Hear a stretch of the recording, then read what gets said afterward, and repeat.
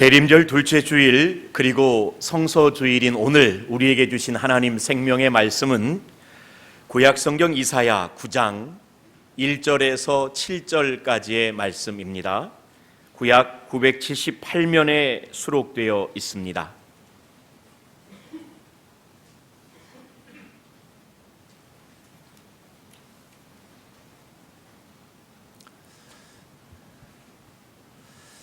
찾으셨으면 저와 한 절씩 나누어 교독하겠습니다. 제가 1절을 먼저 읽습니다.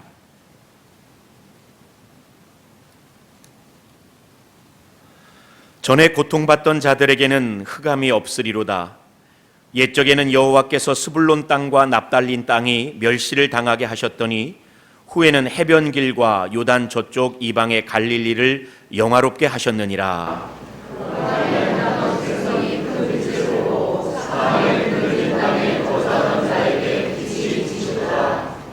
주께서 이 나라를 창성하게 하시며 그 즐거움을 더하게 하셨으므로 추수하는 즐거움과 탈취물을 나눌 때의 즐거움 같이 그들이 주 앞에서 즐거워하오니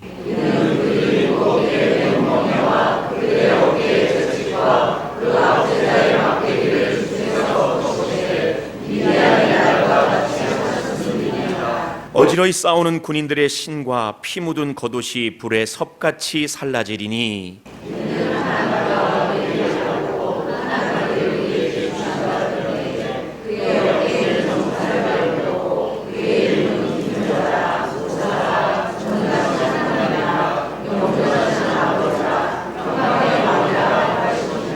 함께 읽읍시다. 그 정사와 평강의 더함이 무궁하며 또 다윗의 왕자와 그의 나라에 군림하여 그 나라를 굳게 세우고 지금 이후로 영원히 정의와 공의로 그것을 보존하실 것이라. 만군의 여호와의 열심히 이를 이루시리라. 아멘.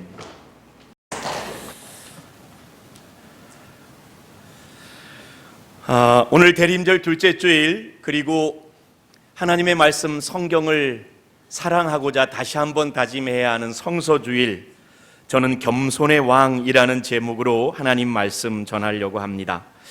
오늘 성서주일입니다. 그리고 오후에 성서주일을 기억하고 기념하며 전교인 성경 퀴즈 대회를 열게 됩니다. 이따가 한 번 더 광고하겠지만 우리 모든 성도님들 오후에 함께 즐겁게 성경 퀴즈 대회에 참여하여서 기쁜 시간, 즐거운 시간, 유익한 시간을 함께 누렸으면 좋겠습니다. 우리는 너무나 잘 압니다. 예수님께서 반석 위에 지은 집 비유를 통해서 말씀해 주신 것처럼 말씀 위에 선 신앙은 반석 위에 지은 집과 같아서 흔들리는 시절 만나도 그 신앙이 견고하고 믿음으로 승리하게 됩니다. 하지만 교회 오래 다녀도 또 기도 생활도 열심히 해도 우리의 신앙이 말씀의 정초 위에 세워지지 않으면 힘들고 어려운 시절을 만날 때, 풍랑을 만날 때 마치 모래 위에 지은 집과 같아서 금세 무너지고 말게 될 겁니다. 하나님 말씀, 성경을 사랑했으면 좋겠습니다. 그런 의미에서 한번 스크린을 보실까요? 저 좀 따라했으면 좋겠는데 한마디씩 따라해 봅시다. 성경을 사랑하고 성경을 배우고 성경을 묵상하고 성경을 살아내는 건강한 그리스도인이 됩시다. 할렐루야. 우리 모든 사랑하는 설린 가족은 여기 기록된 말씀처럼 성경을 사랑하고 성경을 배우고 성경을 묵상하고 성경을 삶으로 살아내는 반석 위에 지은 집과 같은 건강한 그리스도인, 또 건강한 교회 공동체가 될 수 있기를 주님의 이름으로 축복합니다. 한국 사람들은 다른 외국의 그리스도인들보다 성경을 사랑할까요? 덜 사랑할까요?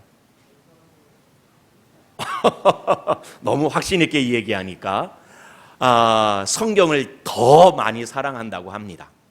실제로 이렇게 리서치하는 것 보면 한국 사람들이 성경을 읽는 양이 외국에 비해서 조금 더 많은 것 같아요. 그도 그럴 것이 한국 교회가 얼마나 교회 교육 프로그램도 많고 또 성경 퀴즈 대회도 있고 성경 묵상하고 1년에 성경 일독하면 상도 주고 하니까 성경을 많이 읽는 것 같아요.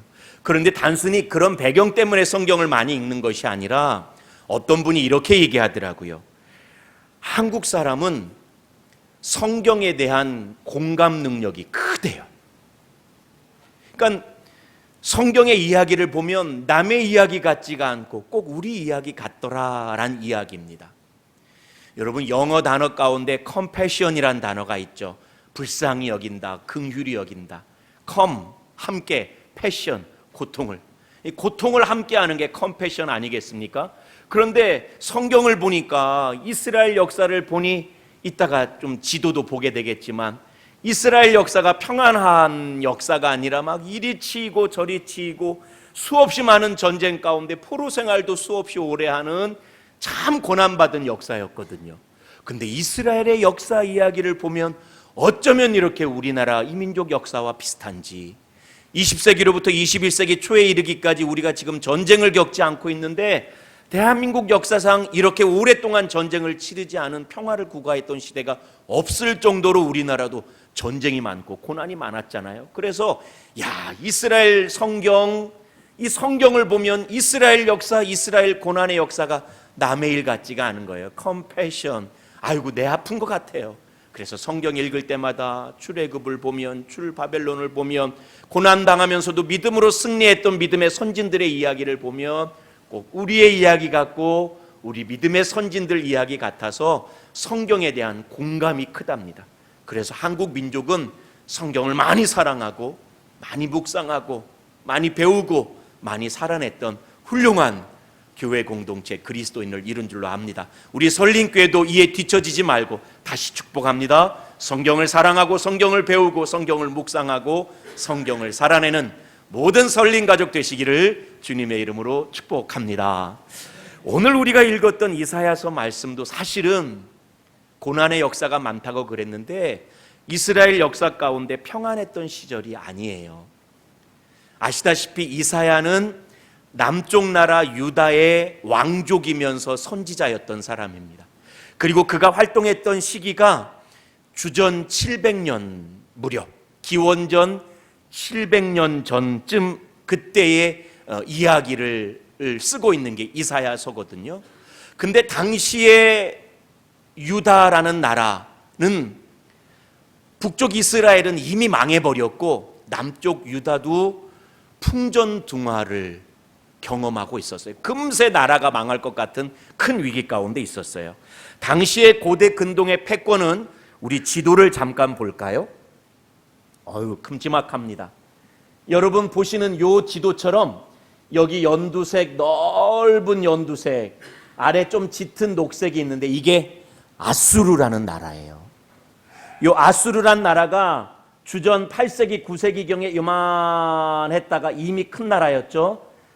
이사야가 활동했던 주전 7세기에 이르러서 가장 왕성했던 대제국을 이루어서 저기 보면 요 메소포타미아 지역부터 시나이 반도와 이집트까지 요 전 지역을 아수르라는 나라가 다스리고 있었던 그 시대였습니다. 세계사적으로 볼 때 제국, 엠파이어라는 이름을 붙일 수 있는 첫 번째 시대가 요 아시리아 제국 시대였어요. 그런데 보시면 여기 지도 보면 여기 조그맣게 유다라고 써 있죠. 여기 노릇으로만 여기 있는 유다가 아수르의 안망이에요. 대단하죠? 요 조그만 나라가 요 시대에 이사야가 살고 있었어요. 요 아수르란 나라는 조금 더 말씀을 드리자면 원래 여기 북쪽 지역에 우리 성경에는 해족 속이라고 나와 있는 히타이트족, 그 나라 이겨내고 아수르가 되거든요. 근데 히타이트족은 말입니다, 갑자기 세계사 시간이 되었네요. 세계 최초로 철기 문명을 써요. 그리고 그 히타이트를 이겨내고 아수르가 그 철기 문명을 그대로 물려받습니다. 아수르 고적을 보면은 풀무를 그렇게 잘 만들었대요. 풀무로 뜨거운 불로 요 철기들을 다루어서 이전까지 싸울 때는 주로 돌멩이로 싸우고 나무 막대기로 싸웠는데 요 아수르란 나라는 철기가 워낙 발견해서 이 쇠무기, 철병기를 가지고 전쟁을 치르는 거예요. 주변 나라가 이겨낼 도리가 없죠. 게다가 말을 좀 제법 잘 탔던 나라여서 철 기병대를 만들어 가지고요, 아수르의 그 기병대와 아수르의 철병기에 온 근동이 쑥대밭이 됐던 그 시대가 이사야가 살던 시대였어요. 그런데 요 이사야란 사람이 저 암울했던 시대에, 이제 유다와 예루살렘도 금방 망해갈던 그 시대에 이사야 1장부터 12장까지 유대 백성 예루살렘 거민들에게 말합니다. 유대 백성들이여, 예루살렘 거민들이여, 이 어려운 일은 하나님의 섭리입니다. 하나님께서 아수르란 나라를 들어쓰셔서 우리가 하나님으로부터 등 돌리고 하나님을 떠나려 할 때 우리를 깨닫게 하시고 우리를 회복시키려 하시는 하나님의 섭리입니다. 그러므로 이때에 우리가 저 남쪽 나라 애굽의 지원을 받는다든가 우린 주변 국가와 연합해서 아수르와 맞서기보다는 오직 하나님만을 의지해야 됩니다. 오직 하나님만을 신뢰해야 합니다. 하나님께서는 반드시 우리를 구원하실 겁니다. 이 메시지를 전했던 게 이사야서 1장에서 12장까지의 내용이고, 오늘 저희가 그 대표되는 구절을 읽었어요. 그런데 생각해 봅니다. 나라가 금세 망할 것 같은 그 위기 가운데 선지자의 메시지가 그저 경고하는 메시지만 있어서는 안 되잖아요. 위기 가운데 있는 백성들을 위로하고 그들의 믿음을 북돋우어주고 격려해주고 희망을 바라보게 하는 말씀을 증거해야 되는데, 오늘 본문이 그 대표적인 말씀이었어요. 정말 그런지 볼까요? 한번 제가 성경을 쭉쭉 펼칩니다. 2절 말씀 보니까 이런 얘기 나옵니다. 지금 아수르가 쳐들어와서 이 땅이 완전히 흑암 가운데 있는 것 같지만 걱정하지 마십시오. 하나님께서 흑암과 사망의 그늘질 가운데 빛을 주실 겁니다. 3절에 이렇게 기록되어 있습니다. 주께서는 반드시 지금 전쟁의 위기 가운데 우리가 벌벌 떨고 있지만 유대와 예루살렘을 창성하게 하시고 우리 가운데 다시 즐거움이 넘치게 하실 겁니다. 4절 말씀에 이렇게 기록되어 있습니다. 적군을 다 꺾으실 겁니다. 우리는 미약하지만 기억하시지 않습니까? 기드온의 300용사가 미디안의 10만 대군을 이겼습니다. 미디안의 날과 같이 우리에게 주께서 큰 승리를 주실 겁니다. 5절 말씀 보면 이렇게 기록되어 있습니다. 그때가 되면 마침내 전쟁과 싸움이 끝나게 되고 평화를 이루게 될 겁니다. 이사야가 말하는 거예요. 걱정하지 맙시다. 하나님 바라봅시다. 하나님은 사망의 그늘진 땅에 빛을 주십니다. 이 전쟁 가운데 우리 가운데 승리를 주실 겁니다. 우리를 다시 창성케 하시고 즐거움을 회복시켜 주실 것입니다. 우리로 하여금 평안을 구게 하게 하실 것입니다. 하나님 바라봅시다. 그런데 한번 생각해 봅시다. 현실은 풍전등화인데 이사야가 전하는 이 희망의 메시지가 있으니 이런 급반전을 이루려면 무언가 영웅이 필요할 것 아니에요. 그게 메시아입니다. 이스라엘 사람들이, 유대 사람들이 기토록 기다렸던 메시아입니다. 그러면 그들이 기대하고 그들이 소망하는 메시아는 최소한 아수르가 철병기를 끌고 오고 저 기병대를 끌고 왔으니까 그 철병기보다, 그 기병대보다 더 강력한 메시아, 더 지략이 뛰어난 메시아, 더 용맹스러운 메시아, 더 크신 메시아이어야 하는데, 정말로 조금 우리가 실망스럽게도 이 놀라운 분위기의 급반전, 빛과 평화와 창성함과 즐거움과 희망을 준다는 이 메시지를 가능하게 하는 일이 어디서부터 비롯되고 있냐면 6절 7절의 말씀, 이게 메시아 예언인데요. 6절 7절의 말씀을, 우리 이 말씀은 너무나 잘 아는데 큰 소리로 같이 한번 읽어보겠습니다. 시작. 이는 한 아기가 우리에게 낳고 한 아들을 우리에게 주신 바 되었는데 그의 어깨에는 정사를 메었고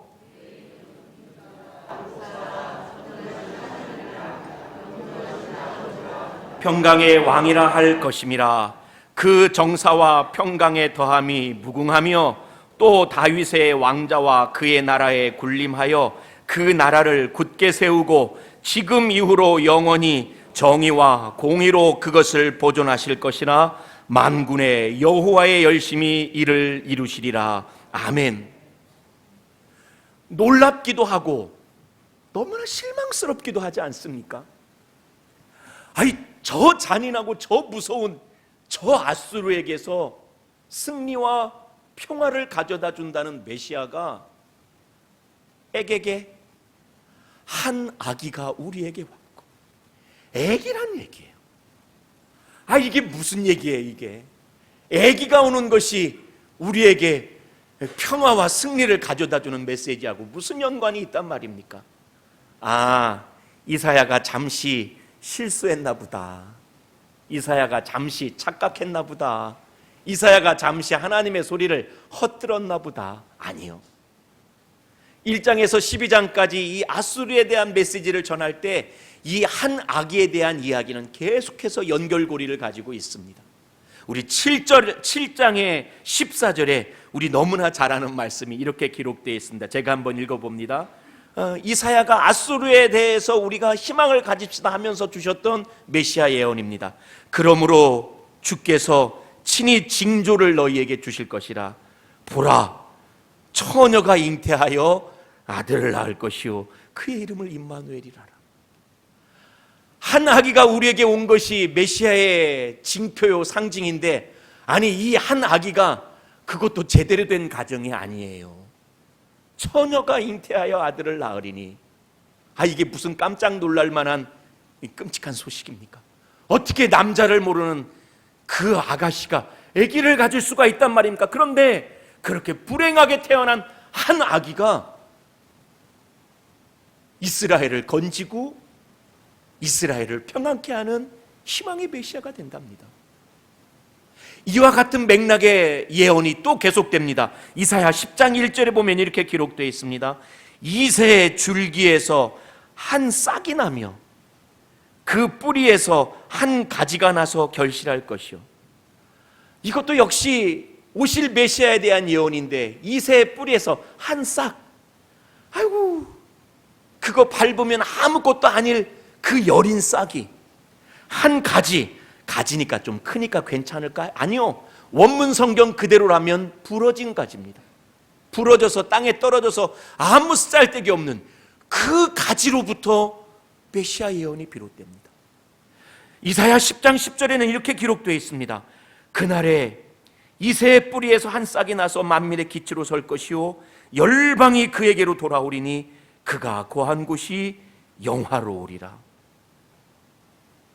이제까지 우리가 쭉 살핀 말씀처럼 조국의 위기에서 평화와 영광의 날을 이루게 할 그 한 사람, 우리에게는 익숙한 언어인 그 메시아로 오실, 그리스도로 오실 그 한 사람에 대한 비유가 애기요, 그것도 처녀가 낳을 애기요, 여린 싹과 같은 사람이요, 부러진 가지와 같은 사람이니, 이게 어찌 위기에서 우리를 건져낼 메시아의 적절한 상징이고 비유가 될 수 있겠습니까?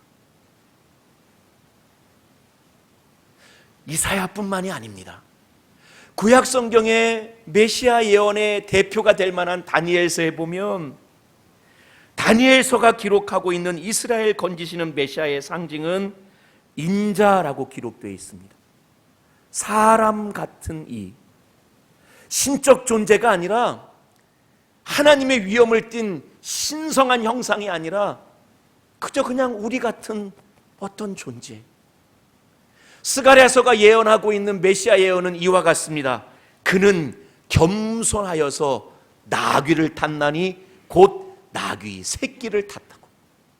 나귀 새끼를 타고 오는 한 사람의 모습에서 그들은 그들을 위기에서 건질 메시아를 생각했습니다.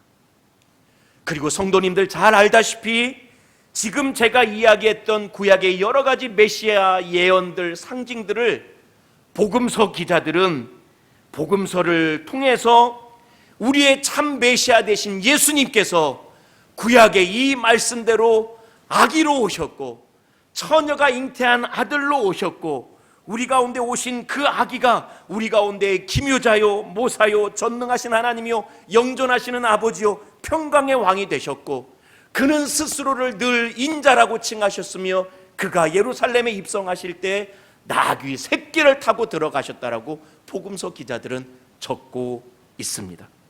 그리고 이런 모든 상징과 비유를 통해서 예수님은 스스로를 향하여 말씀하시되 나는 마음이 온유하고 겸손하니 라고 말씀하십니다. 이제 성경을 통해서 관통하는 한 가지를 알게 되었어요. 성경이 위기에서 우리를 건지는 메시아는, 이스라엘 나라 민족을 건졌던 메시아는, 우리의 삶 가운데 찾아오셔서 우리를 건지실 메시아는 그 위기 가운데 건지실 만큼 강력한 메시아가 아니라 아기와 같고 처녀가 낳은 아들과 같고 여린 싹과 같고 버려진 가지와 같고 나귀 새끼에 얹혀져 있는 사람과 같은 그러한 모습의 메시아라고 가르치고 있고, 그 모습을 예수께서는 그 삶을 통해서, 그 오심을 통하여, 그 죽으심을 통하여, 부활하심을 통하여 우리에게 보여주셨습니다. 이 사실은 우리를 조금 실망시킵니다. 이스라엘을 건져내실 메시아가, 이 나라 이 민족을 건져내실 메시아가, 우리 교회의 어려운 것들을 건져내실 메시아가, 내 삶의 힘든 것들을 아시고 건지실 메시아가 고작 아기라니, 처녀가 낳은 아들이라니, 순이라니, 가지라니, 나귀 새끼에 얹혀진 그런 사람이라니. 그런데 왜 이런 메시아 예언이 있었을까요? 또 왜 이런 메시아 예언을 예수님께서는 친히 그 삶을 통해 이루셨을까요? 그 이유를 오늘 우리가 9장 1절에서 9장 7절까지 읽었는데, 9장 7절의 가장 마지막 한 구절이 우리에게 강력하게 웅변적으로 그 이유를 우리에게 이렇게 가르쳐주고 있습니다. 우리 같이 한번 스크린을 보시고 이 한마디를 큰 소리로 읽어봅시다. 시작. 만군의 여호와의 열심히 이를 이루시리라. 아멘. 한 번 더 큰 소리로 읽읍시다. 시작. 만군의 여호와의 열심히 이를 이루시리라. 아멘. 풍정등화의 예루살렘과 유대에게 빛을 주시고 즐거움을 주시고 승리를 주시고 창성함을 주시고 평화를 가져다 주시는 것이 강력한 왕의 지략이나 용맹한 장수의 전쟁 능력이 아니라 뭐라고요? 만군의 여호와의 열심히 일을 이루실 거라고요. 여호와 하나님께서 친히 이루실 것이라고요. 믿는 자들에게, 그리고 믿는 자들의 공동체인 교회에게 빛을 주시고 즐거움을 주시고 승리를 주시고 평화를 주시고 부흥을 주시는 것도 성도의 열심이나 빼어난 목회자의 탁월한 목회 역량이 아니라 무엇이 이걸 이루신다고요? 만군의 여호와의 열심히 일을 이루신다고요. 하나님께서 친히 이루신다고요. 그러므로 이 일을 친히 이루실 하나님께서 쓰실 메시아는, 이 일을 열심으로 친히 이루실 하나님께서 쓰실 하나님의 사람은, 내가 너무 똑똑하고 내가 너무나 강력하고 내가 자랑할 것이 많아서 하나님 앞에 맞서 있는 자리에 있는 사람이 아니라 아기와 같지만, 여린 순과 같지만, 부러진 가지와 같지만 그저 하나님께 겸손히 나를 내려놓고 쓰신다 하면 하나님께 나를 내어드릴 줄 아는 그 사람을 메시아로, 그 사람을 하나님의 사람으로 쓰시겠다는 말입니다. 그게 오늘 여호와의 열심히 일을 이루시리라는 그 짧은 구절 가운데 담겨있는 놀라운 성경의 메시지입니다. 그러므로 성도님들, 오늘 겸손의 왕이라고 말씀을 전하고 있는데, 겸손이라는 것에 대해서 우리가 잘 이해할 필요가 있어요. 한번 스크린을 보실까요? 우리는 언뜻 겸손이라고 하면은 보여진 문구를 보실까요? 좀 인격적이고 인품이 좋은 사람이 세련되어 있는 거예요. 그래서 남에 대해서 그 사람을 높여주는 배려가 있어요. 그래서 세련된 사람이 배려 깊은 태도로 또 배려 깊은 양식으로 그 사람 높여주려고 하는 것, 이게 우리가 알고 있는 겸손입니다. 하지만 이 겸손은 꼭 교회 와서 배우지 않아도 됩니다. 아침에 아침마당 틀어놓으면 이런 얘기 많이 합니다.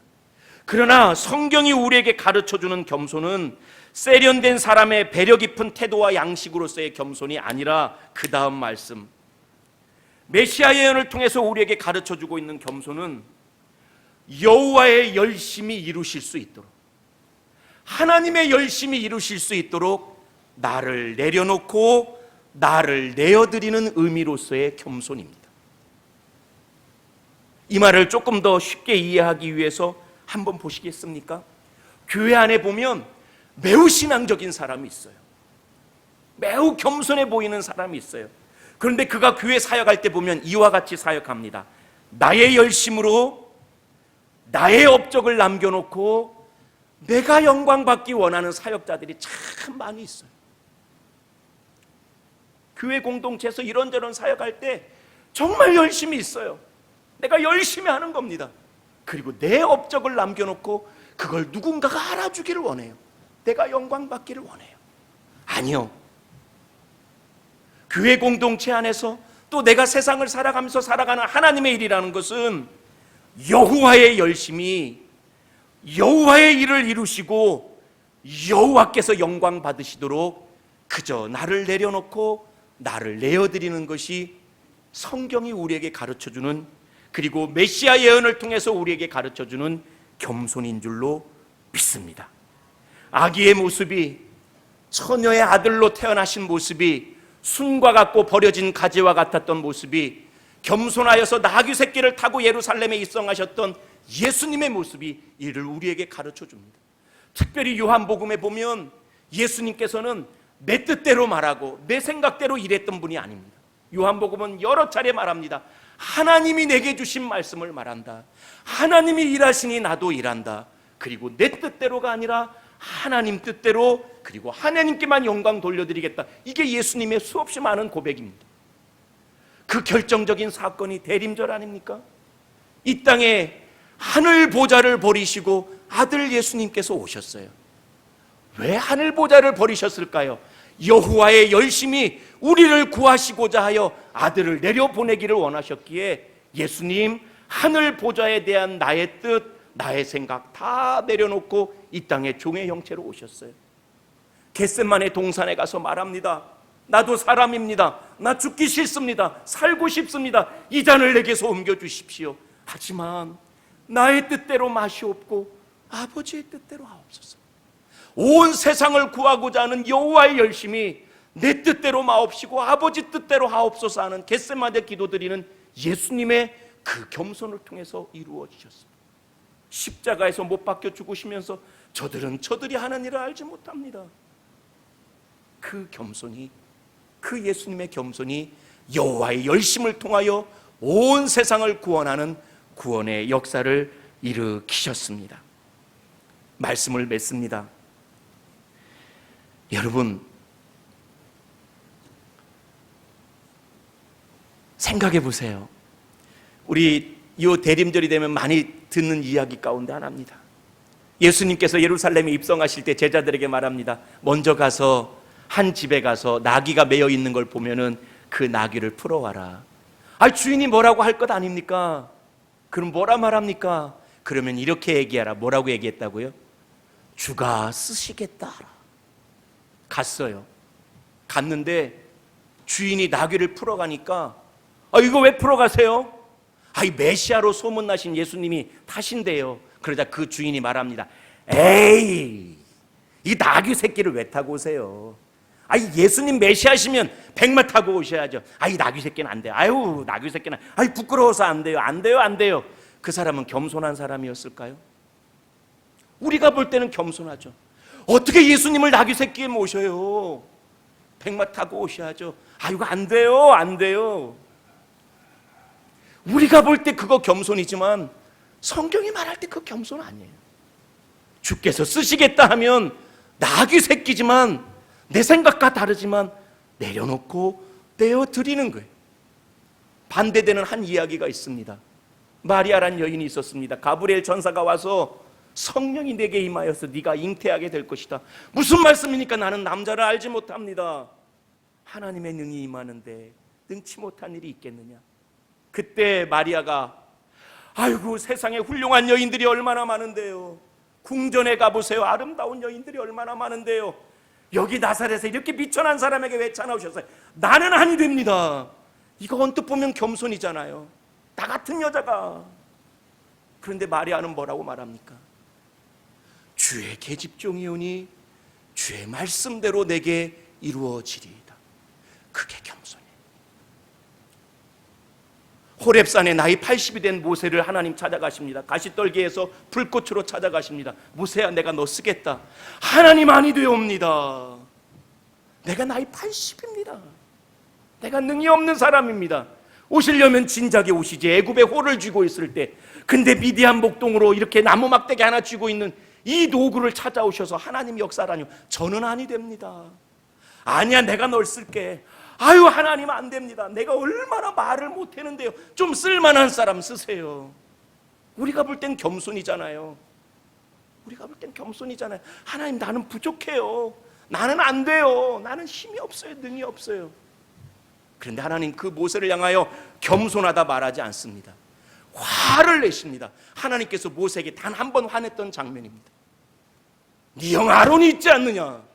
내가 그에게 너에게 하나님이 되게 하고 너는 그에게 주가 되게 하고 내 말을 아론에게 주겠다. 때로는 사람의 겸손이라는 것이 하나님의 일을 가로막을 수도 있어요.